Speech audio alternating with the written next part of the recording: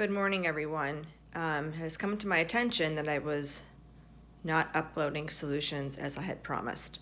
So this is page 607, number 77, the question about the actual speed and direction of an aircraft. So you were given that the aircraft is traveling due north at 550 miles an hour, and that it has a northeast air wind, what do they call it? Airspeed. No, wait, that's the airspeed. Hold on.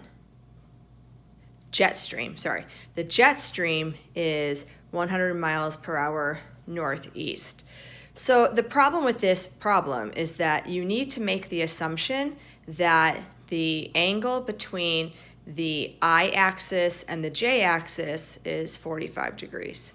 Okay, so the velocity of the air is 550 J in vector form.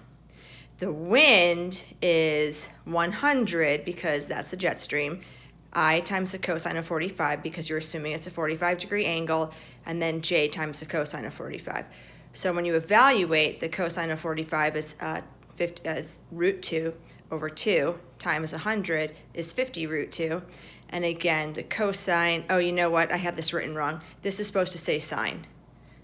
Okay, start over. This is cosine, that's correct. This is supposed to say sine. So my mathematics is correct, but that should say sine. Again, multiply it out, you get 50 root 2j. So then the problem asks you to find the velocity relative to the ground. So that's where you're going to add the airspeed plus the vector of the jet speed, a jet stream.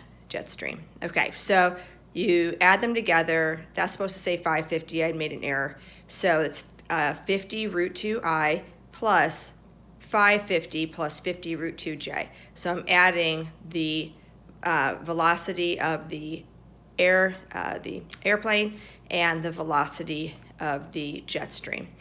So the magnitude is the actual velocity of the airplane relative to the ground.